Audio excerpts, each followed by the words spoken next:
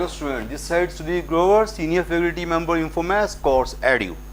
हम डिस्कस कर रहे हैं level 1 previous years question set theory. तो जितने भी प्रीवियस ईयर्स क्वेश्चंस है like top most universities like NIT, JU, DU, BHU, जितने भी टॉप मोस्ट यूनिवर्सिटीज़ है वो सारे क्वेश्चन आपके सामने लेके आए हैं। फर्स्ट 40 क्वेश्चन में डिस्कस कर चुका हूँ, अब हम 40 ऑनवर्ड्स क्वेश्चंस करेंगे। आप देखोगे कि क्वेश्चंस का लेवल इवन लेवल 1 में भी अच्छे क्वेश्चंस है, लेवल 2 में तो बड़े अच्छे हैं, लेवल 3 में ज़्यादा ही अच्छे क्वेश्चन है। सो स्टार्ट करते हैं क्वेश्चन नंबर 41 से। 41 क्वेश्चन देखो काफ़ी इंपॉर्टेंट क्वेश्चन है। Let ABCB the sets identify the number of true statements. True statements कितनी है? ओके, एक ट्रू है, दो ट्रू है, ऐसा हमें बताना है। ओके, सो इसमें पहली चॉइस क्या है? पहली चॉइस है A union B is equal to A union C then B is equal to C। तो क्या ये ट्रू है? तो कई बच्चे इसको ट्रू बोलते हैं, रीज़न मीन कि बिना सोचे समझे बोल देते हैं कि A union B is equal to A union C। तो मैक्सिमम के माइंड में आता है कि A union B equal to A union C है तो definitely B is equal to C होगा। थोड़ा सोचो अगर आप कि अगर आपको मैं ये बोलूँ कि B जो है dates a subset of A, C is again subset of A। इस केस में A यूनियन B क्या होगा? बिगर वन, बिगर वाला सेट A। यहाँ पर भी A यूनियन C क्या होगा? Again A। यहाँ पर दोनों इक्वल हो गए, बट मैंने क्या बोला? But B may not be equal to C। B may not be equal to C। In both cases union क्या हो गया? A हो गया, यूनियन सेम हो गया, but B may not be equal to C। तो first choice is wrong. Second choice, union is equal to subset of intersection. Yes, union subset of intersection है, उस केस में definitely A is equal B होगा, because union हमेशा बड़ा होता है, intersection हमेशा छोटा होता है। बड़ा छोटे का सबसेट तभी होगा जब A इज इक्वल B होगा। जब A इज इक्वल B होगा उस केस में क्या हो जाएगा? बोथ आर, तो दोनों आपका यूनियन है वो आपका क्या बन जाएगा? A यूनियन B भी आपका A बन जाएगा, A इंटरसेक्शन B भी आपका A बन जाएगा। जब A is equal to B है फिर ऑब्वियस बात है कि A यूनियन B भी आपका A यूनियन B भी आपका A बन गया और A इंटरसेक्शन B भी आपका A बन गया। In that case both are equal. Okay, number 2 is true statement. Number 3 again wrong statement. क्यों? इंटरसेक्शन इज इक्वल इंटरसेक्शन, तो क्या कहता है कि B is equal to C। अब बताओ रॉन्ग कब होगी? थोड़ा सोचो कि रॉन्ग कब होगी। ये अगर मैं सपोज करूं कि इस केस में नंबर A नंबर 1 था, A नंबर 2 था, A नंबर 3 की बात कर रहा हूँ।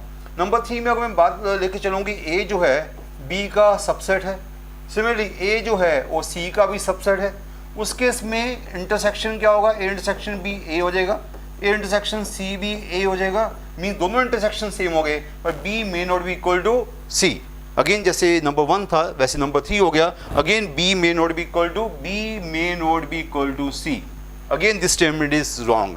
सो कहने का मीनिंग ओनली 2 इज राइट। तो how many statements right? Only 1 statement right. तो answer is this second, only 1 statement right. तो आंसर क्या होगा? B choice, only 1 statement right. अच्छा क्वेश्चन था, ओके, थ्योरेटिकल क्वेश्चन था। ओके, ऐसे क्वेश्चन बच्चे बड़े कंफ्यूज होते हैं, तो इसलिए क्वेश्चन मैं कहूँगा बेटर क्वेश्चन था। नाउ नेक्स्ट क्वेश्चन, ये हो गया आपका, नोट कर लो इस क्वेश्चन को। नेक्स्ट क्वेश्चन इस टॉपिक का नहीं है, इसी उसको रहने देंगे। क्वेश्चन नंबर 42 इसका नहीं है, हम 43 पे जाएंगे। 43 काफ़ी इंपॉर्टेंट क्वेश्चन है, आप देखोगे काफ़ी अच्छे लेवल का क्वेश्चन है। यहाँ पर भी गलती बड़ी होती है बच्चों से। Let R be relation on natural number, mind में रखना, on natural number defined by XY। क्या रिलेशनशिप है? X plus 2Y is equal to 10। Relationship ये है X plus 2Y is equal to 10, ये रिलेशनशिप है ऑन नेचुरल नंबर। यहाँ पे XY जो है वो क्या है? नेचुरल नंबर है। सो और क्या पूछ रहा है? बस which of the following properties, क्या कह रहा है? Which of one of the following properties are have. तो इनमें से कौन सी ट्रू होगी? रिफ्लेक्सिव, सिमेट्रिक, इनमें से कौन सी ट्रू है? सो रिफ्लेक्सिव के लिए आपको क्या करना होता है? दोनों तरफ सेम चीज़ करनी होती है। पहले मैं रिफ्लेक्सिव चेक कर लेता हूँ, रिफ्लेक्सिव ट्रू है कि नहीं है। क्वेश्चन नंबर 43 आपने देख लिया। क्वेश्चन नंबर 43 अच्छा क्वेश्चन है, JU का क्वेश्चन है। तो पहले आप चेक करो क्या रिफ्लेक्सिव है कि नहीं है। क्या रिलेशनशिप क्या था? X plus 2Y is equal to 10, okay, on natural number. Reflexive के लिए क्या करते हैं? दोनों को सेम कर दिया। अगर मैं x इक्वल टू y कर देता हूँ तो x plus 2x is equal to 10, तो 3x इज इक्वल टू 10, तो x is equal to 10/3। This is possible only when x is equal to 10/3। आपको मैं बता चुका हूँ कि आपको जब रिफ्लेक्सिव देखना होता है यहीं पर बच्चा गलती कर देता है। वो कहता है कि एक्सिस हो गया। पहली बात है नेचुरल नंबर नहीं हुआ, एक तो ये भी बात है कि नेचुरल नंबर नहीं हुआ। चलो नेचुरल नंबर नहीं होता, अगर रियल नंबर लिखा होता तो कई बच्चे इसको रिफ्लेक्सिव बोल देते हैं। क्यों रिफ्लेक्सिव बोल देते हैं? कहते हैं सर देखा एक्स की वैल्यू आ गई। तो आपको पता होना चाहिए कि रिफ्लेक्सिव कब होता है। रिफ्लेक्सिव होता है A belongs to R, A belongs to R for every A, for every A mind में रखना, for every A belongs to जो भी सिस्टम होगा या सिस्टम का नेचुरल नंबर है, for every A belongs to natural number, ये होना चाहिए फॉर एवरी ए। यहाँ पर एवरी नहीं है, सिंगल एलिमेंट है। चलो नेचुरल नंबर नहीं है वो अलग बात है। तो अदरवाइज वैसे भी अगर मान लो बाई चांस एक्स की वैल्यू 1 आ जाती तो आप इसको ट्रू नहीं बोलते, बिकॉज हमें एवरी नेचुरल नंबर चाहिए। तो ये तो वैसे भी ट्रू नहीं है, दिस इज तो रिफ्लेक्सिव फेल हो गया। तो क्या सिमेट्रिक है? सिमेट्रिक के लिए आपको क्या करना है, आपको पता ही है, उल्टा पुल्टा करना है। उल्टा पुल्टा का मीनिंग क्या होता है? अगर x + 2y = 10 है तो क्या इसको उल्टा पुल्टा कर लेते हैं, क्या y + 2x is also equal to 10? ये हमें बताना है। अगर x + 2y = 10 है तो क्या y + 2x भी 10 है? बताओ जरा। आपको बताया कि मैथ्स में पास नहीं करते, फेल करनी ट्राई करते हैं। अगर मैं x को ले लूँ, x को ले लेते हैं 2, x को 2 ले लेते हैं, y को 4 ले लेते हैं, तो ये स्टेटमेंट 2 + 8 10 हो गई। देख सकते हो ना, 10 हो गई। पर अगर नीचे आओगे यहाँ पर ये वाली स्टेटमेंट तो ट्रू होगी, x + 2y = 10 तो हो गया। तो क्या नीचे वाला स्टेटमेंट ट्रू हुआ कि नहीं हुआ? पर y + 2x क्या 10 हुआ? चेक करो प्लीज। तो 4 + दिस ये आपका 10 नहीं हुआ, तो symmetric fail. Okay, reflexive fail, symmetric fail. Okay, तो आपने 2 4 पेयर लिया, 2 4 पेयर के लिए ये पास हो गया, भाई आपका फेल हो गया। ओके, और थर्ड क्या है? ट्रांजिटिव। ट्रांजिटिव चेक करने में थोड़ा टाइम वेस्ट होता कई बार। ट्रांजिटिव क्या होता है? अगर आपका एक्स वाई है उसको सेटिस्फाई कर रहा है, एक्स वाई उसको सेटिस्फाई कर रहा है, वाई जेड उसको सेटिस्फाई कर रहा है, आपका एक्स वाई उसको सेटिस्फाई कर रहा है, belongs to relation, y z also belongs to relation. हमें चेक करना है कि x z also belongs to relation. Means इस पर हमें क्या करना है? इस पर हमें करना है कि अगर आपका x + 2y = 10 है और y + 2z अगेन आपका 10 है, तो हमें चेक करना है कि x + 2z भी आपका 10 होगा। ये हमें देखना है, क्या ये ऑलवेज ट्रू होगा? सो यहाँ पर हम पेयर्स कौन से लेंगे? यहाँ पर पेयर ले सकते हैं हम लोग, कई पॉसिबिलिटीज़ बनती है। अब देखो क्या पेयर ले सकते हैं। 2 4 तो हम ले चुके हैं, है ना। अगर हम 2 को फिक्स रखें, 4 यस, यहाँ पेयर लेते हैं हम लोग। क्या लें हम? 4 ये हो गया, 6 ये हो गया, 6 2 देखो 10 हो गया, 6 डाला 2 डाला 10 हो गया। ओके, एंड 2 4 तो हमें पहले पता है, 2 4 6 2 2 4 दो पेयर ले लिए, 6 2 2 4 दोनों उसको सेटिस्फाई कर रहे हैं। 6 2 यस सेटिस्फाई, 2 4 सेटिस्फाई, और 2 2 आपका देख रहे हो ना, आपका वाई सेम रखा हुआ है। तो क्या 6 4 भी उसको सेटिस्फाई कर रहा है? 6 4 क्या इसको सेटिस्फाई कर रहा है? चेक करो, नहीं कर रहा। 6 4 के लिए आपका 10 नहीं हुआ, 6 2 के लिए 10 हो गया, 2 4 के लिए 10 हो गया, पर 6 4 के लिए 10 नहीं हुआ। चेक करना प्लीज, 6 4 के लिए 10 नहीं हुआ, तो यहाँ पर ही आपका फेल हो गया। मीन्स कि ट्रांजिटिव भी फेल हो गया, रिफ्लेक्सिव भी फेल हो गया, सिमेट्रिक भी फेल हो गया, ट्रांजिटिव भी फेल हो गया। वैसे तो एंटी सिमेट्रिक बचा है, वही आपका आंसर रह गया। ओके, फिर भी कोई बच्चे कहते हैं नहीं सर हमें बताओ कि एंटी सिमेट्रिक हमारा अच्छा पार्ट नहीं है, हमें थोड़ा एंटी सिमेट्रिक समझा दो। मैंने मैक्सिमम बच्चों को देखा है एंटी सिमेट्रिक अच्छा पार्ट नहीं होता है। रिफ्लेक्सिव सिमेट्रिक ट्रांजिटिव की तो बड़ी प्रैक्टिस मिलती है, एंटी सिमेट्रिक की आपको प्रैक्टिस बड़ी कम मिलती है। मुझे भी पता है बड़ी कम प्रैक्टिस मिलती है, वो है भी नया रिलेशन है, बच्चों को कम आता है। एंटी सिमेट्रिक का मीनिंग क्या होता है आपको बता चुका हूँ। एंटी सिमेट्रिक का मीनिंग होता है, एंटी सिमेट्रिक का मीनिंग क्या होता है? If x y belongs to relation, x y belongs to relation, y x also belongs to relation, x should be equal to y, ये होता है एंटी सिमेट्रिक। सो चेक करो क्या एंटी सिमेट्रिक बनता है क्या? कहने का मीनिंग है कि अगर x + 2y = 10 है, x + 2y = 10 है, y + 2x अगर अगेन 10 है, तो क्या x = y होना जरूरी है? अब बेटर यह है कि दोनों इक्वेशंस बन चुकी हैं, दोनों को सोल्व ही करके देख लो। इन दोनों को सोल्व करोगे, आपको पता है इसको 2 से मल्टीप्लाई करो, दोनों को सब्ट्रैक्ट करो, मैंने यहाँ किया हुआ है। जब दोनों को सोल्व करोगे तो x और y की वैल्यू क्या आ जाएगी? दोनों को सोल्व करोगे x = y 10/3 आ जाएगा। इन दोनों को सोल्व करोगे, कर लेना अपने आप, दोनों को सोल्व करोगे तो क्या आ जाएगा? x = y = 10/3। मीन्स दोनों का इक्वल होंगे जब x = y होगा। ओके, तो मीन्स कि ये आपका एंटीसिमेट्रिक हो गया। क्या हो गया? ये एंटीसिमेट्रिक हो गया। आप कई बच्चे कहेंगे सर 10/3 तो नेचुरल नंबर नहीं है कि नहीं है, वो बस ये देखना है कि x इक्वल टू y हो सकता है। देखो फेल तो नहीं है एटलीस्ट एंटीसिमेट्रिक, ये तो हमने फेल ही कर दिया ना, रिफ्लेक्सिव फेल कर दिया, सिमेट्रिक फेल कर दिया, ट्रांसिटिव फेल कर दिया। एंटीसिमेट्रिक मैं मानता हूँ। अगर आप 10/3, कई बच्चे सोच रहे होंगे सर 10/3 तो नेचुरल नंबर नहीं है, आपको नहीं तो बोला था कि नेचुरल नंबर में चेक करना। देखो आपने बोला जो रिलेशन है वो नेचुरल नंबर में है, तो आप नेचुरल नंबर में चेक करो। आपने x इक्वल टू y तो निकाल लिया, पर 10/3 आया। देखो मैथमेटिक्स में मैंने हमेशा बोला है कि देखो कि कभी कोई चीज़ फेल तो नहीं हो रही, ठीक है, अभी फेल तो नहीं हो रहा है at least x equal to y, चलो ठीक है वाला 10/3 नहीं आया मैं मानता हूँ, पर ये कभी ऐसा भी नहीं हुआ कि आपका ये स्टेटमेंट एंटीसिमेट्रिक फेल हो रही हो, ये एंटीसिमेट्रिक फेल भी नहीं हो रही। तो ये आपने फेल कर दी, फ्लेक्सी फेल कर दी, सिमेट्रिक फेल कर दी, ट्रांसिटिव फेल कर दी, पर एंटीसिमेट्रिक आपकी स्टेटमेंट फेल नहीं हुई। ओके, जो स्टेटमेंट फेल नहीं होती उसको क्या बोलते हैं? पास। सो एंटीसिमेट्रिक पास। ओके, बाकी चीज स्टेटमेंट फेल होगी, एंटीसिमेट्रिक को फेल नहीं कर पाए। ओके, तो वो क्या होगी? पास। तो ये छोटी सी बात माइंड में रखना, नहीं तो ये बड़ी कंफ्यूजन वाली बात कई बार हो जाती है। Okay, now question number 43 note कर लिया स्टूडेंट्स। 43 अच्छा क्वेश्चन था, रिलेशन का बड़ा अच्छा क्वेश्चन था। नाउ क्वेश्चन नंबर 44 में क्या है?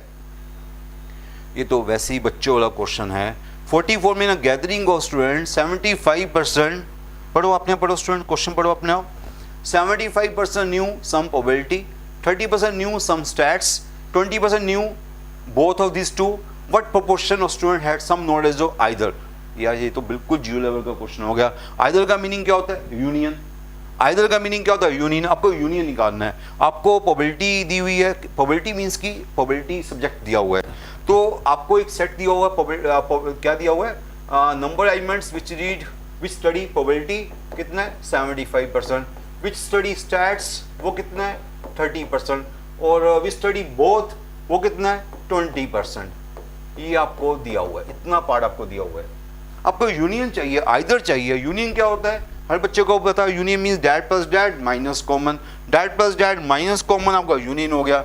आपको आइदर चाहिए, क्या चाहिए आपको? आइदर मीन यूनियन चाहिए। तो यूनियन मेरे पास हो गया 75 + 30 - 20, तो दिस इज 85%। तो 85% है कोई चॉइस? देख सकते हो डी चॉइस। तो वेरी सिंपल क्वेश्चन, इसमें टाइम वेस्ट ना करो, बिल्कुल जीरो लेवल का क्वेश्चन था। ना क्वेश्चन नंबर 45 भी जीरो लेवल का क्वेश्चन है, बिकॉज रिजल्ट है। रिजल्ट क्या है? व्हेन ए एंड बी, पहले क्वेश्चन पढ़ो। A and B have 5 elements common, then number of common elements of A cross B, B cross A. तो result भी आपको अगर पता है तो अच्छी बात है। तो अगर ए और बी के n एलिमेंट्स कॉमन होते हैं, रिजल्ट क्या है? अगर ए और बी के n एलिमेंट्स कॉमन होते हैं स्टूडेंट्स, तो ए क्रॉस बी और बी क्रॉस ए के कितने एलिमेंट्स कॉमन होते हैं? n²। ये आपको रिजल्ट पता होना चाहिए, हर बच्चे को रिजल्ट पता होता है, हम क्लासेस में तो ऐसे ही कराते हैं, आपको पता होता है। तो यहाँ पर ए और बी के 5 एलिमेंट्स कॉमन है, so A cross B, B cross A के, ए और बी के 5 एलिमेंट्स कॉमन है, so A cross B, B cross A के 5² एलिमेंट्स कॉमन हो जाएंगे। 5² मीन्स आंसर सी चॉइस। बिना पेन चलाए क्वेश्चन हो गया। ओके, ऐसे क्वेश्चन में पेन ना चलाना। Now next question, question number 46। ये हो गया, सभी का रिजल्ट ही लगाया। क्वेश्चन नंबर 45 हो गया। क्वेश्चन नंबर 46 क्या है? क्वेश्चन नंबर 46 पढ़ना शुरू करो अपने। देखो ये रहा 46 क्वेश्चन, ये रहा। अच्छा क्वेश्चन है, बड़ी क्लासेस का क्वेश्चन होता है। हम क्लासेस में ऐसे क्वेश्चन करते हैं तो स्टूडेंट्स को पता होता है कि हम क्या बोलने वाले हैं, इसका आंसर सभी को सीधा टिक कर देते हैं। जिन्होंने मेरी क्लास नहीं लगाई पहले, उनको मुझे समझाना पड़ेगा। जिन्होंने क्लास लगाई है उनको पता है कि ऑल आर ट्रू, रिफ्लेक्सिव भी है, सिमेट्रिक भी है, ट्रांसिटिव भी है, ये इक्विवेलेंस रिलेशन है, तो ऑल स्टेटमेंट्स आर ट्रू। जिन्होंने क्लास लगाई हुई है, जो क्लास नहीं लगाई उनको मैं थोड़ा सा समझा देता हूँ। पहले क्वेश्चन देख लिया। रिलेशनशिप क्या है? रिलेशनशिप है ऑन n क्रॉस n। यहाँ जो सेट है वो सेट जो है वो पेयर है, n क्रॉस n है। इस बार जो रिलेशन है वो ऑन सेट ए है, इस बार ए क्या है? n cross n। रिलेशन कहाँ से गए हैं? On A. On A means from A to A. On A means from A to A, means की pair to pair, pair to pair जाना आपको। मीन्स की इसके एलिमेंट भी पेयर है, इसके एलिमेंट भी पेयर है। आपने पेयर लेना है, पेयर आएगा। ओके, पेयर लेना है। देखो देख रहे हो ना आप, ए कोमा बी, यहाँ भी पेयर लिया, और रिलेशन क्या लिया? पेयर टू पेयर लिया। पेयर टू पेयर, ये भी पेयर है, ये भी पेयर है। रिलेशनशिप है क्या फिर? रिलेशनशिप ये है कि यहाँ से आपने यहाँ से ए बी लिया, और वहाँ से आपने क्या लिया? एक्स वाई लिया। ए बी लिया, एक्स वाई लिया, तो रिलेशनशिप ये है कि this is equal to product A Y is equal to B X, ये रिलेशनशिप है। A Y is equal to B X, ये रिलेशनशिप की डेफिनेशन है। A Y is equal to B X. अब चेक करना क्या रिफ्लेक्सिव है, symmetric है, ट्रांजिटिव है। तो क्वेश्चन बड़ा अच्छा है, काफी इंपॉर्टेंट क्वेश्चन में आता है, क्वेश्चन नंबर 46। सो पहले हम देखते हैं रिफ्लेक्सिव है कि नहीं है। रिफ्लेक्सिव में क्या करना होता है, सेम पेयर लेना होता है। यहां भी ए बी लिया, वहां भी ए बी लिया, तो क्या A B is equal to B A है? क्या A B is equal to B A है? यस, बी ए तो ए बी होता है ना, तो रिफ्लेक्सिव पास हो गया।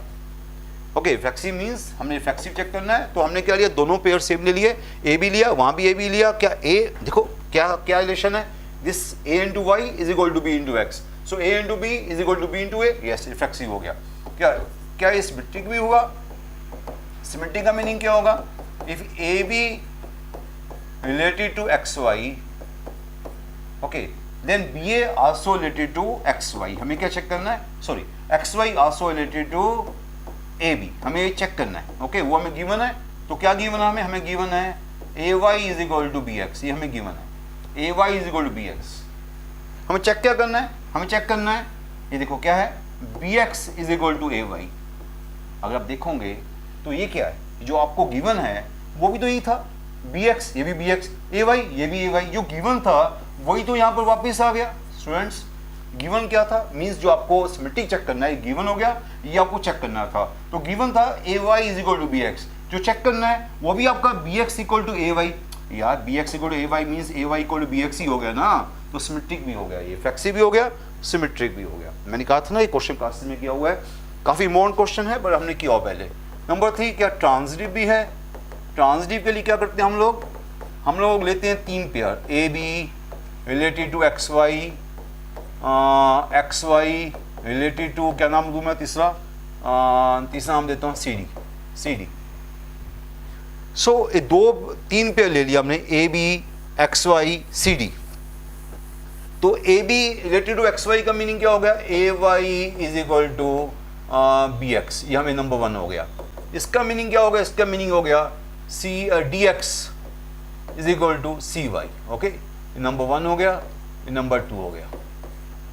ओके, हमें चेक करना है, हमें क्या चेक करना है, यहाँ लिख लूँ मैं, हमें चेक करना है a B related to c d, हमें चेक करना है a B related to c d, a B related to c d, ये हमें चेक करना है। फाइन, मीन्स की देखना है, मीन्स हमें क्या चेक करना है, हमें ये चेक करना है क्या a d is equal to b c, ये हमें शो करना है, चेक करना है, शो करना है। देखो स्टूडेंट, थोड़ा सा माइंड अपना ओपन रखो तो अच्छी बात होगी, अपने माइंड को हमेशा ओपन रखो। अगर मैं दोनों को लेफ्ट साइड को मल्टीप्लाई कर दूं, दोनों लेफ्ट मल्टीप्लाई कर दूं तो क्या बनेगा, ए डी एक्स वाई। दोनों को राइट मल्टीप्लाई कर दूं, क्या बन जाएगा, b c x y. Left को लेफ्ट से मल्टीप्लाई किया, राइट को राइट से मल्टीप्लाई किया, एक्स वाई कट गया, तो क्या बचा, a d is equal to b c, a d is equal to b सी। तो आपका ट्रांजिटिव भी हो गया, तो रिफ्लेक्सिव भी हो गया, सिमेट्रिक भी हो गया, ट्रांजिटिव भी हो गया, तो ये आपका इक्विवेलेंस हो गया। काफ़ी इंपॉर्टेंट क्वेश्चन है, तो यूनिवर्सिटीज़ का इंपॉर्टेंट क्वेश्चन है, तो बच्चों को याद होता है, फिर भी मैंने आपको दोबारा से करा दिया। ओके स्टूडेंट, इसको दोबारा से एक बार सुन लेना, अच्छी लेवल का क्वेश्चन है। Now question number, next question में चलते हैं, ये आप नोट कर लेना। नेक्स्ट क्वेश्चन नंबर 47, आपको बताऊं 46 47 सेम क्वेश्चन है। 47 थोड़ा इजी आ गया, एक्चुअली 47 भी सेम क्वेश्चन, मैं इसलिए बोल गया सेम क्वेश्चन है कि वहाँ पर भी बिल्कुल ऐसा ही क्वेश्चन है, वो भी रिलेशन का क्वेश्चन है। और बाई चांस यहाँ पर 47 रिलेशन का क्वेश्चन नहीं आया, अदरवाइज ये अगर जैसे वो मल्टीप्लाई में था, ये सम में आ गया, चेक कर सकते हो, ये सम में आ गया, तो ये भी इक्विवेलेंस रिलेशन है, अगर रिलेशन का क्वेश्चन होता। और इसने इस पर ये पूछा कि क्या ये रिलेशन आपका एसोसिएटिव है, कॉम्युलेटिव है, इन्वर्स ऑफ ईच एलिमेंट है, आइडेंटिटी एलिमेंट है। चलो ये डिफरेंट है, उससे भी सिंपल हो गया। चलो ठीक है, इसको पहले क्वेश्चन पढ़ लो, एक बार क्वेश्चन पढ़ लो, क्वेश्चन बड़ा अच्छा है, सिंपल है। क्वेश्चन नंबर 47, सो रिलेशन, इस बार ऑपरेशन, इस बार रिलेशन बोल रहा हूँ, ऑपरेशन बोल रहा हूँ, इस बार उसने ऑपरेशन कर लिया। जेड भी आपका इंटीजर है, उसने इंटीजर बोला, हाँ इंटीजर बोला, a b z means integer to integer pair लिया।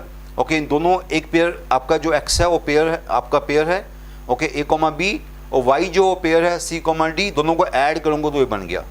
सुनो स्टूडेंट्स, ये क्वेश्चन पहले समझो कि आपका जो x है वो है लाइक a कॉमा बी, आपका जो y है वो है c कॉमा डी, सो आपका जो सम बनाया उसने वो बनाया a plus c comma b plus d, ये आपका सम आ गया, ऑपरेशन ही आ गया।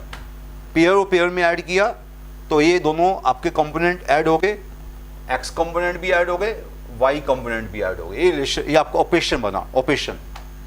सो क्या ये ऑपरेशन एसोसिएटिव है, कॉम्बिनेटिव है? तो इसको, ये तो बड़ा सिंपल सा क्वेश्चन है, जिसको एसोसिएटिव कॉम्बिनेटिव पता है उसके लिए सिंपल सा क्वेश्चन है। नंबर 1, क्या ये, मैं कॉम्बिनेटिव करने में ज़्यादा जल्दी में हूँ। कॉम्बिनेटिव क्या होता है? ऑर्डर रिवर्स कर दो कि x plus Y equal to Y plus x है, इसको बोलते हैं कॉम्बिनेटिव। क्या बोलते हैं इसको? कॉम्बिनेटिव। हर बच्चे को पता कॉम्बिनेटिव क्या होता है। तो क्या भैया पेन चलाने की जरूरत नहीं है, आपको साफ दिख रहा है कि ये x प्लस वाई क्या बनेगा? a plus c b plus d, और y ये आपका x प्लस वाई है, और y प्लस एक्स क्या है? y प्लस एक्स है c प्लस a और d plus B. Definitely a plus C plus A के इक्वल है, b plus D plus B के इक्वल है, तो x plus Y equal to Y plus x है, कोई डाउट नहीं है। इफ आपका सॉरी कॉमेडिव में कोई डाउट नहीं है। नंबर 2, अगर एसोसिएटिव भी चेक करना चाहते हो, ऐसे कॉमेडिव चेक किया मैंने। नंबर 2, अगर आपने एसोसिएटिव चेक करना है, नंबर 1 कॉमेडिव, नंबर 2 एसोसिएटिव। तो देखो ये सब कुछ माइंड में चलने वाली बात है, पेपर पे करने वाला क्वेश्चन नहीं है। एसोसिएटिव क्या होता है? x plus y plus z equal to x plus y plus z. सोचो अपने आप, ये अगर आपने जेड भी यहाँ ले लिया, जेड यहाँ ले लिया ई एफ, जेड यहाँ पे ई एफ ले लिया, तो ये क्या बनेगा? ये बनेगा, क्या बनेगा ये बताओ? ए, इनके ये वाले कंपोनेंट ऐड कर दो, a plus C plus e, okay, comma b plus D plus f, ये आपकी लेफ्ट हैंड साइड बनेगी। ओके, अगर हमने पेयर में करना है तो पेयर में कर लो। अगर आपको लगता है कि नहीं स्टूडेंट, आपको लग रहा है सर ये आपने पेयर नहीं किया, यहाँ पेयर है, चलो पेयर में कर लिया मैंने, इसको मैंने ब्रैकेट में कर लिया, सॉरी ब्रैकेट में कर लिया। अब ब्रैकेट को खोलोगे तो वही बनेगा ना, ए ब्रैकेट खोलोगे तो वही बनेगा, इसलिए ब्रैकेट लिखने की जरूरत नहीं आपको। a plus C plus E equal to B plus D plus F ही तो बनेगा। सिमिलरली उस वहाँ पर भी क्या हुआ? पहले x प्लस वाई किया, a प्लस सी किया, बाद में e ऐड किया, वहाँ पहले a प्लस सी किया, उसको ब्रैकेट में डाल दिया, बाद में e ऐड किया, और b प्लस डी किया, बाद में f ऐड किया। तो इसमें पेन ना चलाना प्लीज़, एक क्वेश्चन में वैसे पेन चला रहा हूँ आपके लिए। तो ये आपका क्या बन गया? a plus C plus e b plus D plus f, definitely they are same. तो एसोसिएटिव भी श्योर था ही। तो कॉम्बिनेटिव हो गया, एसोसिएटिव हो गया। नंबर 3 क्या है? Inverse of each element. Inverse of each element का मीनिंग क्या होता है? इनवर्स का मीनिंग क्या होता है कि उस एलिमेंट में क्या ऐड किया जाए कि रिजल्ट 0 0 आ जाए। आपका x क्या था? ए बी था, ए बी में क्या ऐड किया जाए कि आपका रिजल्ट क्या है? ए बी में मैं क्या ऐड करूं? मैं ए बी में क्या ऐड करूं कि आपका x आपका 0 आ जाए, 0 0 पेयर बन जाए। तो ऐसा जो एलिमेंट ऐड करूंगा उसको बोला जाएगा इनवर्स एलिमेंट। तो आप देखो कि आपके इसमें क्या एलिमेंट ऐड किया जाए? x means a b, A b में क्या ऐड किया जाए कि आपका रिजल्ट 0 0 आ जाए? कोई है चीज़ आपके पास? मुझे पता आपके पास है, क्या है वो? माइनस ए माइनस बी। क्या ऐड किया जाए? माइनस ए माइनस बी, माइनस ए माइनस बी ऐड किया जाए। बस चेक कर लेना, क्या ए बी तो इंटीजर है, क्या माइनस ए माइनस बी भी इंटीजर है?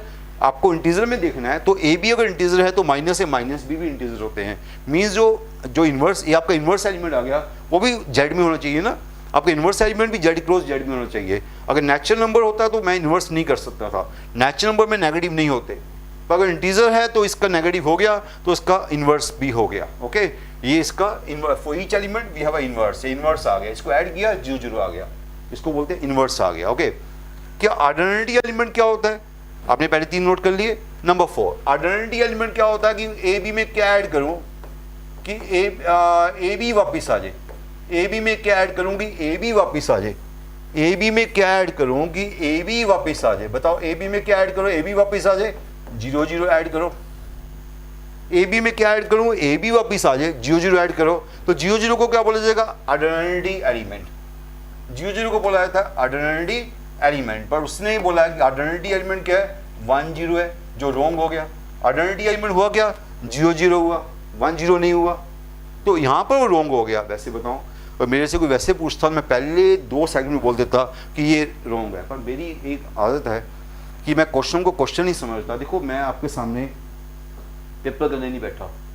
अगर मैं पेपर करने बैठता तो मैं सीधा बोल देता student T choice answer, 2 second.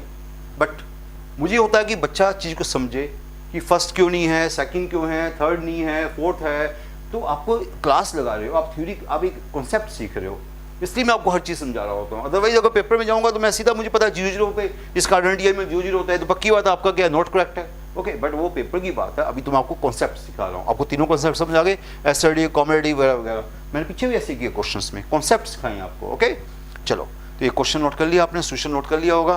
तो 47 क्वेश्चन काफ़ी अच्छा क्वेश्चन था।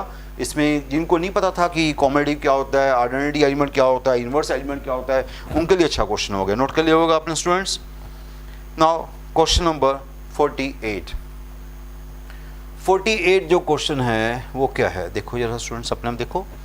48 question, there 100 students in a class, out of which 70 study mathematics, 80 study English, how many student do study both. यार ये तो कुछ भी नहीं है, both means intersection, intersection means that plus that minus union.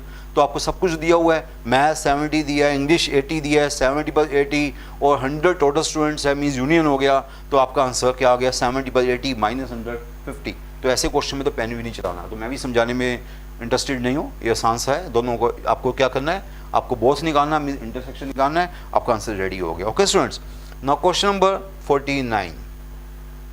ये क्वेश्चन थोड़ा सा ज़्यादा मैं नहीं कहूँगा, थोड़ा सा ठीक है।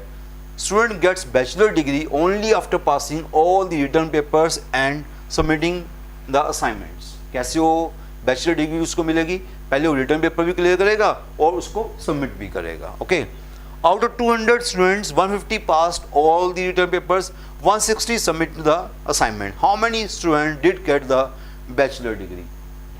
बैचलर डिग्री तभी मिलेगी जब दो काम करेगा, पहले वो रिटर्न टेस्ट, जैसे होता है रिटर्न टेस्ट इंटरव्यू होती है, या रिटर्न टेस्ट तो सबमिशन हो गया है ना, ऐसे ही होता था ना जब आप ऑनलाइन पेपर देते थे तो वहाँ पे रिटर्न टेस्ट होता था, फिर उसको सबमिट भी करना पड़ता था, और हर जगह ऐसे ही होता है। तो हमें चॉइसेस में एटलीस्ट, एग्जैक्टली ये वर्ड यूज़ किए जा रहे हैं। एटलीस्ट का मतलब होता है मिनिमम वैल्यू। ये मिनिमम वैल्यू क्या है, 3 चॉइसेस में एटलीस्ट वर्ड यूज हो रहा है। सो यहाँ पर आपको रिटर्न टेस्ट में क्या बता रहा है, 150। तो यहाँ पर वैसे तो क्वेश्चन बड़ा सिंपल है, पर पहली बार हमारे पास ऐसा क्वेश्चन आया है तो मैं कर देता हूँ। रिटर्न टेस्ट में है 150 बच्चों ने रिटर्न टेस्ट क्लियर किया और 160 बच्चों ने सबमिट किया। सबमिट को क्या बोल रहा हूँ, असाइनमेंट सबमिट, तो उसको ए बोल दिया। और कितनों ने किया, 160 ने किया। हमें चाहिए how many student get the bachelor degree. Bachelor degree उनको मिलेगी, ये दोनों काम करेंगे, जो रिटर्न टेस्ट भी देंगे, सबमिट भी करेंगे। सो ये हमें चाहिए, इसकी मिनिमम वैल्यू चाहिए या एग्जैक्ट वैल्यू चाहिए। ये होता क्या, ये होता है NW plus NA minus W union A। Intersection का फॉर्मूला क्या होता है, NW plus NA minus W union A। NW हमें पता है 150 है, NA हमें पता है 160 है। देखो यूनियन जो है हमें क्या पता है, कई बच्चे कहते हैं सर यूनियन जो है वो 200 है, तो वो तो आपको पता ही है। देखो जब ऐसे क्वेश्चन आते हैं ना मिनिमम मैक्सिमम वाले, तो फिर क्वेश्चन पर डीपली करना पड़ता है।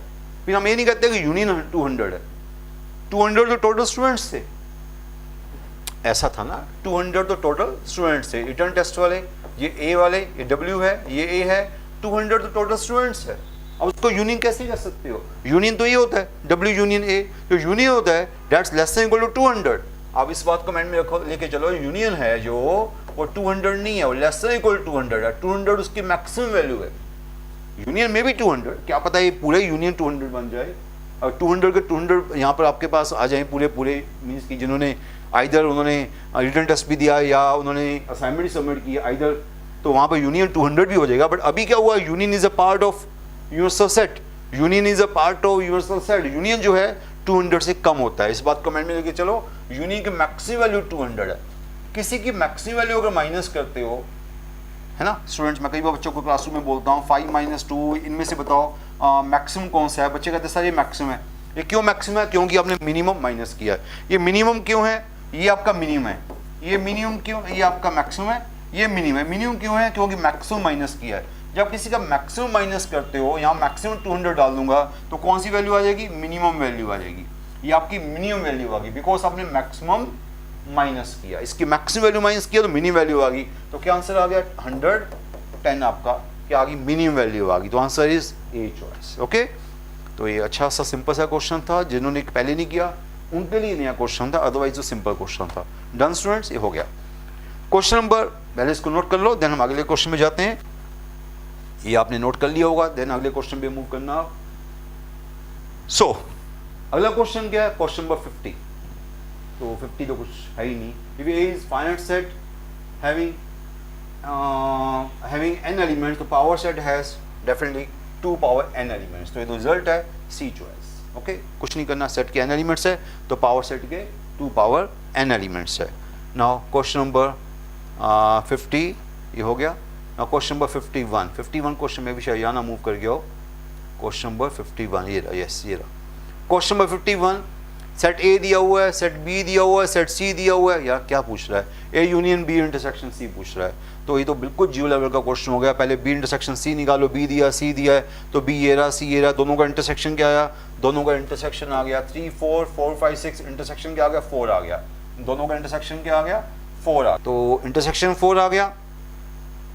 ओके, तो यूनियन उसके साथ 1 2 3 के साथ यूनियन क्या हो गया 1 2 3 4। ओके, दोनों का इंटरसेक्शन 4 हो गया, उसका इसका यूनियन 1 2 3 4। Very simple. कहाँ का क्वेश्चन है, देखा जाए तो JU का क्वेश्चन है, वो 2021। ओके, बट देखो ऐसे सिंपल क्वेश्चन पेपर में आते हैं। ओके, बिल्कुल जीरो लेवल का है, किसी 11th क्लास का मैथ सिंपल सा भी किया हुआ है वो भी कर लेगा। Question number 52, let A and B have 3 and 6 element, what can be minimum number elements of the union. देखो ये क्वेश्चन भी सिंपल है, क्लासेस में सारे क्वेश्चन हमने आपको करवाए हुए हैं ऐसे वाले। तो यूनियन में आपको पता है जब A के 3 एलिमेंट्स है, B के 6 एलिमेंट्स, आपको मिनिमम एलिमेंट चाहिए, तो यूनियन मीन्स एवरीथिंग हो A and B। तो डेफिनेटली उसमें 3 एलिमेंट्स भी होंगे, ये 6 एलिमेंट्स भी होंगे। मिनिमम एलिमेंट्स क्या होंगे, मैं तो सीधा बोलूँगा 6, क्योंकि अगर B में 6 है, 6 से कम तो कर नहीं सकते, मिनिमम 6 होंगे। मैक्सिमम क्या होंगे 3 + 6 9। अगर मैक्सिमम पूछता तो दोनों को डिसजॉइंट करेंगे तो मैक्सिमम होंगे, दोनों को डिसजॉइंट करेंगे तो मैक्सिमम होंगे। अगर A B का सबसेट होगा, अगर A B का सबसेट होगा, उस केस में यूनियन क्या बनेगा, उस केस में यूनियन B बन जाएगा। उस केस में आपके मिनिमम एलिमेंट्स होंगे। तो मिनिमम एलिमेंट्स क्या होंगे 6, जितने B के एलिमेंट्स है वो आपके जो बड़े वाला दोनों में से वो मिनिमम एलिमेंट्स होंगे। और मैक्सिमम पूछता तो A और B डिसजॉइंट, ये तो मिनिमम वाला केस हो गया, ये मिनिमम वाला केस हो गया। और मैक्सिमम का केस होता, मैं बोलता जब A और B क्या है डिसजॉइंट है। जब A और B डिसजॉइंट है तो उस केस में इनके यूनियन में कितने एलिमेंट्स होते हैं 3 + 6 9 होते हैं। अगर मिनिमम है तो आपके 6 है, मैक्सिमा है तो 9 है। ओके, तो ये छोटी छोटी बातें माइंड में रखना। क्वेश्चन नंबर 52 आपका सिंपल था। क्वेश्चन नंबर 53 क्या है, A दिया हुआ है, B दिया हुआ है, which one of the following defines the function. मैं पीछे भी 2 क्वेश्चन कर चुका हूँ फंक्शन वाले। फंक्शन का क्या होता है, स्पेशल केस रिलेशन होता है। कैसा रिलेशन होता है, to each of A unique of B, to each of A unique of B। Each of A क्या होता है, ईच ऑफ A 2 बातें माइंड में रखनी होती है बस, each of A unique of B, each of A unique of B। देखिए जरा 1 3 1 1 2 3 तीनों एलिमेंट्स कवर हो रहे हैं। तो तीनों 1 2 3, A में क्या 1 2 3 है, 1 2 3, B में क्या है 2 3 4 है।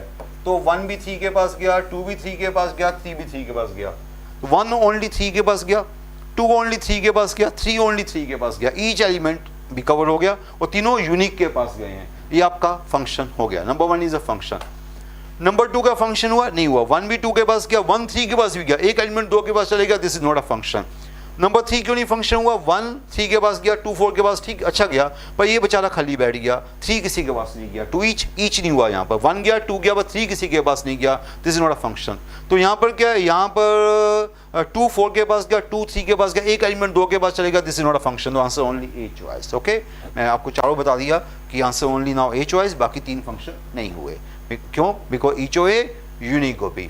अगला क्या है, रिलेशन ये दिया हुआ है, तो क्या रिफ्लेक्सिव है, सिमेट्रिक है, क्या है ये आपको बताना है। सो रिफ्लेक्सिव का meaning every A is there, तो 1 1 2 2 3 3 तो है ही है, रिफ्लेक्सिव तो है ही है। ओके, क्या है, सिमेट्रिक भी है, 1 2 है, 2 1 नहीं है, सिमेट्रिक नहीं है, तो सीधा आंसर A चॉइस तो आ गया। रिफ्लेक्सिव है बट सिमेट्रिक नहीं है, क्यों दिख रहा है ना आपको, 1 2 है, 2 1 नहीं है, सिमेट्रिक फेल हो गया। Very simple. ओके, बस आगे जाने की जरूरत नहीं है। देखा जाए तो ट्रांसडिव था, 1 2 2 3 है तो 1 3 है, ट्रांसडिव था, रिफ्लेक्सिव एंड आल्सो ट्रांसडिव। ओके, इसका एक्चुअल आंसर था रिफ्लेक्सिव एंड ट्रांसडिव। चलो ठीक है, बट रिफ्लेक्सिव सिमेट्रिक फेल हो गया, सिंपल सी बात होगी। Okay done students. Okay clear है मेरे ख्याल से, समझाने की जरूरत नहीं मुझे इसको। रिफ्लेक्सिव पास हो गया, सिमेट्रिक फेल हो गया, बिकॉज 1 2 है, 2 1 नहीं है। 55 1 2 3 डेट दिस, तो हमें इसमें ये अगेन वैसे ही क्वेश्चन आ गया, क्या सिमेट्रिक है क्या है। अगेन सेट 1 2 3 है तो 1 1 नहीं है, 2 2 नहीं है, this is not reflexive, reflexive तो नहीं हुआ क्योंकि 1 1 नहीं है, 2 2 नहीं है, रिफ्लेक्सिव नहीं हुआ। क्या ये सिमेट्रिक हुआ? 1 2 है, 2 1 नहीं है, सिमेट्रिक भी नहीं हुआ, रिफ्लेक्सिव भी नहीं हुआ, सिमेट्रिक भी नहीं हुआ। क्या ये ट्रांजिटिव हुआ? ट्रांजिटिव 1 2 है, 2 3 है, 1 3 है, कोई और पेयर बन रहा है ऐसा? 2 3 ऐसा कोई नहीं, बस 1 2 2 3 ट्रांजिटिव हो गया, दिस इज ट्रांजिटिव हो गया, रिफ्लेक्सिव नहीं हुआ, सिमेट्रिक नहीं हुआ। 1 2 2 3 है, 1 3 है, यस ए बी बी सी तो ए सी है। ट्रांजिटिव क्या होता है? ए बी बी सी तो ए सी वो है, और कोई मैं सारे पेयर देख रहा हूँ, कोई भी ए बी बी सी है तो ए सी है, मीन्स की ट्रांजिटिव हो गया। This is only transitive, answer D choice. देखा, ऐसे क्वेश्चन में आपको पेन नहीं चलाना पड़ रहा। Question number 56, number equivalence relation, इसके ऊपर बड़ा टाइम लगाता हूँ। लास्ट टाइम याद होगा इक्विवेलेंस रिलेशन की मैंने आपको डेफिनेशन पूरी बताई थी कि इक्विवेलेंस रिलेशन क्या होता है, सॉरी नंबर इक्विवेलेंस रिलेशंस क्या होते हैं। ये आपके एनआईटी बीएचयू मेन क्वेश्चन होते थे। Number of equivalence relation means number of partitions of set A. Number of partitions of set ए, कितनी उसकी पार्टीशंस होंगी वो उसके उतने उसके इक्विवेलेंस रिलेशंस होंगे। कितनी उसकी पार्टीशन होंगी उतने उसके इक्विवेलेंस रिलेशन होंगे। पार्टीशंस क्या होती है, मैंने आपको लास्ट में ही बताया था। पार्टीशंस होती है कि ए आईज पार्टीशंस होते हैं। कब होते हैं पार्टीशंस? पहली बात ए आईज आपके एम्प्टी नहीं होने चाहिए कोई भी, नंबर 1। नंबर 2, ए आई जो है वो आपस में डिसजॉइंट होने चाहिए। नंबर 3, इनका यूनियन ए आईज का होना चाहिए, वो आपके जो आपका यूनियन होना चाहिए ए आईज का वो इक्वल टू क्या होना चाहिए? ए होना चाहिए, मीन्स दिस ए। और अगर तीनों चीज़ों को सेटिस्फाई करता है उसको बोलते हैं पार्टीशन। तो यहाँ पर अगर मैं 1 2 की पार्टीशन करने बैठ गया तो पहली पार्टीशन क्या होगी? इटसेल्फ। अगर मैं इटसेल्फ ले लूँ उसको, ये आप ही पार्टीशन है, ये रूम आपके पास है, इसकी एक पार्टीशन तो आप ही है। इस रूम में मैं और क्या कर सकता हूँ? एक और पार्टीशन क्या हो सकती है? 1 2, एक ये पार्टीशन हो सकती है। 1 2 देख सकते हो दोनों डिसजॉइंट है, दोनों नॉन एम्प्टी है, दोनों का यूनियन पूरा ए है, दोनों का यूनियन क्या? कंप्लीट ए है। ये 2 ही पार्टीशन बन रही है मेरे पास, इसके अलावा आपको दिख रही है मुझे बता दो? नो, कोई नहीं दिख रही। वी ओनली 2 पार्टीशंस, तो आंसर इज 2। इसका हायर लेक्चर मैंने यूट्यूब पे बनाया हुआ है, बड़ा एडवांस लेक्चर बनाया हुआ है। वो तो ऐसा लेक्चर है कि अगर सेट में 5 एलिमेंट्स हों, सेट में 10 एलिमेंट्स हों, तब भी बाय बेल सिस्टम, क्या बोलते हैं? बेल सिस्टम, उससे आप एडवांस मैथमेटिक्स है वो, उससे आप किसी भी सेट की पार्टीशन बता सकते हो। ये तो छोटे छोटे क्वेश्चन थे, मैंने करके दिखा दिया। बाई चांस सेट में अगर 5 एलिमेंट्स होते तो मैं आपको ऐसे नहीं करके दिखा सकता, तब मेरी बड़ा टाइम वेस्ट होता। तो बेटर है कि उस टॉपिक को पढ़ लेना, बेल्स रिलेशन मैंने क्लासेस में कराया हुआ है, उसको पढ़ लेना तो अच्छा रहेगा। क्वेश्चन नंबर 56 हो गया। Question number 57, which of the following is equivalence relation? Which of the following is equivalence relation, तो कौन सा है? यहाँ पर लिखा हुआ मे बी ये रहा, विच इज इक्विवेलेंस रिलेशन। ये 4 रिलेशन है, विच इज इक्विवेलेंस रिलेशन। देखो बिना पेन चलाए मैं बोल सकता हूँ कि फर्स्ट इज इक्विवेलेंस रिलेशन। क्यों? इक्वलिटी है, वो इक्विवेलेंस रिलेशन पक्का होगा। किसी को फिर भी देखना है कि इक्विवेलेंस रिलेशन है कि नहीं है। ये इक्विवेलेंस मीन्स कि नंबर 1 क्या रिफ्लेक्सिव है। रिफ्लेक्सिव का मीनिंग मैं दोनों को सेम कर दिया।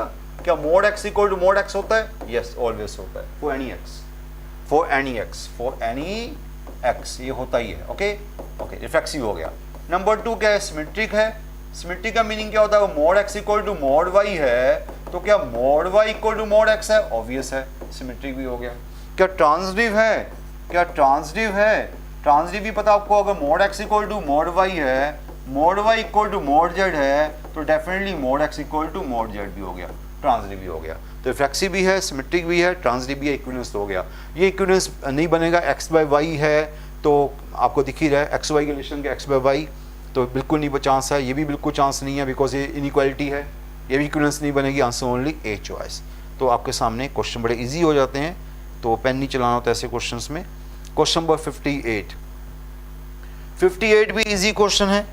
58 में क्या देखो, let R be relation from that to that, तो रिलेशन दिया हुआ है, कौन सा रिलेशन बनाना है? वाई क्या, जो आपका वाई बनेगा वो x माइनस 3 बनेगा। सो पहले आर बनाओ, आर क्या बनेगा? आर में जो वाई बनेगा वो x माइनस 3 बनेगा। वो x किस में है? x जो है वो है, x किस में है? x जो है डैट बिलोंग्स टू 11 12 13। तो सोचो कि ये आपका क्या है? पहला सेट है, ये आपका सेट A है, ये आपका सेट B है। सेट B क्या है? 8 10 12, उसकी ये आउटपुट आनी चाहिए, वो इनपुट है, ये आउटपुट है। ओके, 11 डाला। अगर हमने 11 डाला तो 11 माइनस 3 8 आएगा, 8 वहाँ है, चलो ये आ गया पेयर, या 11 डाला 8 आएगा, 8 वहाँ पे है, 11 8 हो गया। 12 डाला, 12 माइनस 3 9 आएगा, अब 9 वहाँ नहीं है, इट मीन्स 12 का पेयर वहाँ नहीं है। 12 माइनस 3 9 आना चाहिए, वहाँ 9 नहीं है, तो आपका पेयर नहीं आएगा। 13 माइनस 13 डाला तो 10 आया, 10 वहाँ है 10 है, तो ओनली 2 पेयर्स आए, ओनली 2 पेयर्स आपके रिलेशन में आए, 11 8 आया, 13 10 आया, ओनली 2 पेयर्स आए। ओके, आर तो आ गया। अब इसका इन्वर्स मांग रहा हो, इन्वर्स क्या है, तो इन्वर्स इसका क्या होता है, ए बी का इन्वर्स क्या होता है, बी ए, तो 11 8 का 8 11, 13 10 का 10 13, तो आपका आंसर डन हो गया। तो आंसर क्या है, D choice, very simple. Okay done student, simple सा क्वेश्चन है। 59 क्या है, ये क्वेश्चन भी बड़ा पुराना क्वेश्चन है, हमें कोई रिलेशन दे दिया, उसको कहता है कि इसको इक्विवेलेंस रिलेशन बनाओ, how many element we should add, how many more element we should add to make it equivalence relation, इसमें और कितने एलिमेंट ऐड किए जाएं कि स्मॉलेस्ट इक्विवेलेंस रिलेशन बन जाए। मीन्स कि ये इक्विवेलेंस है, ये इक्विवेलेंस नहीं है, क्यों नहीं है, रिफ्लेक्सिव तो है, सिमेट्रिक नहीं है, 1 3 या 3 1 नहीं है, और 1 3 3 1 डाल दोगे तो ट्रांसडी भी चेक करना पड़ेगा। तो मीन्स कि आपको स्मॉलेस्ट इक्विवेलेंस बनाना है, तो सिंपल है, ऐसी बात नहीं, इससे अच्छे अच्छे क्वेश्चन कर चुके हैं क्लासेस में, ये तो कुछ भी नहीं है। कहने का मीनिंग है 1 1 है, 2 2 है, 3 3 है, रिफ्लेक्सिव तो हो गया था, अगर 1 3 है तो मुझे एक्स्ट्रा 3 1 डालना पड़ेगा, सिमेट्रिक तो हो जाएगा, ये होगा। अब 1 3 3 1 है तो 1 1 भी होना चाहिए, वो पहली है, ट्रांसडिव 1 3 3 1 का ट्रांसडिव बनाने के लिए 1 1 वो है, 3 1 1 3 है तो 3 3 होना चाहिए, 3 1 1 3 है 3 3 वो भी है, तो ये रिफ्लेक्सिव भी है, सिमेट्रिक भी है, ट्रांसडिव भी है। तो ओनली हमने एक एलिमेंट ऐड किया, तो कितने एलिमेंट ऐड किया, ओनली 1 एलिमेंट 3 1 ऐड किया, तो इक्विवेलेंस बन गया। तो आंसर क्या है, ओनली कितने एलिमेंट ऐड करने चाहिए, 3 1, एक एलिमेंट ऐड किया 3 1, तो which element we should add, 3 1, the choice, simple. Okay, कुछ भी नहीं था। Now next question, let R be A B B दिया हुआ आपको, तो क्या है, ये तो वैसे ही बिल्कुल जीरो लेवल का हो गया। रिलेशन आपका आइडेंटिटी रिलेशन है, क्या है, identity relation means only identical pair, तो यहाँ A B B C C A B आ गया, तो आइडेंटिटी रिलेशन तो नहीं हुआ। क्वेश्चन नंबर 60 आइडेंटिटी रिलेशन तो नहीं हुआ, बिकॉज अगर तीनों आइडेंटिकल पेयर होते तो आइडेंटिटी रिलेशन होता। रिफ्लेक्सिव है, यस रिफ्लेक्सिव तो है, ए बी बी सी सी तीनों में रिफ्लेक्सिव तो हो गया। सिमेट्रिक है, ए बी है बी ए नहीं है, सिमेट्रिक फेल हो गया, ए बी है बी ए नहीं है, सिमेट्रिक फेल, तो बी चॉइस पास हो रही है। एंटी सिमेट्रिक है कि नहीं है, एंटी सिमेट्रिक क्या होता है, जब ए बी है बी ए है then A is equal to B, पर यहाँ पर ए बी तो है बी ए है ही नहीं, तो इसका मतलब एंटी सिमेट्रिक फेल ही नहीं हुआ। देखो ये बड़ी कन्फ्यूजन वाली स्टेटमेंट है कई बच्चों के लिए कि एंटी सिमेट्रिक के बच्चे देखते हैं कि ए बी बी ए दोनों होगा तब हम A is equal to B check करेंगे, यहाँ ए बी है बी ए है ही नहीं, तो एंटी सिमेट्रिक फेल होने का कोई रीज़न ही नहीं है। जैसे सिमेट्रिक फेल हो गया, ए बी है बी ए नहीं है, सिमेट्रिक फेल हो गया, एंटी सिमेट्रिक कैसे फेल कर देंगे आप। अगर यहाँ पर ए बी के साथ बी ए होता फिर आप कहते हैं कि ए इज इक्वल टू बी होना जरूरी है, चाहे ए बी है बी ए है ही नहीं, तो ये क्वेश्चन राइज नहीं होता फेल होने का, क्वेश्चन ही राइज नहीं होता फेल होने का, तो एंटी सिमेट्रिक भी आपका पास हो गया बिकॉज फेल नहीं हुआ। पास क्यों हुआ, बिकॉज फेल नहीं हुआ। रिफ्लेक्सिव हो गया, एंटी सिमेट्रिक हो गया, तो answer is only B and C, means की बी एंड सी जो भी लिखा हुआ B and C. Okay simple. Okay ये up to 61 question next chapter का है, वो इसका नहीं है। तो ये हमारा लेवल 1 कंप्लीट हो गया। लेवल 1 में 60 क्वेश्चंस किए हमने। आपने देखा होगा कि अच्छे क्वेश्चंस थे, कुछ क्वेश्चन बड़े अच्छे थे। मैं कहता हूँ कि कंप्लीट प्रैक्टिस आपके लिए, इससे बेटर प्रैक्टिस हम आपको नहीं दे पाएंगे। इसको दोबारा से रिवाइज करो, सारी क्वेश्चन 60 क्वेश्चंस करो विद टाइमर। ओके टाइमर लगा के चलो, वर्कशीट है टाइमर लगा के करो। तो अब इसके आगे हम लेवल 2 पे जाएंगे। पहले क्लास की थ्योरी प्रॉपर करो, क्लास की असाइनमेंट्स प्रॉपर करो, देन वर्कशीट्स करो। आपको लगेगा वर्कशीट तो कुछ है ही नहीं, 60 क्वेश्चन आप विद इन 30 मिनट्स कर लोगे अगर आपने क्लास की असाइनमेंट्स और क्लास की थ्योरी की हुई है। ओके तो ओके थैंक यू स्टूडेंट।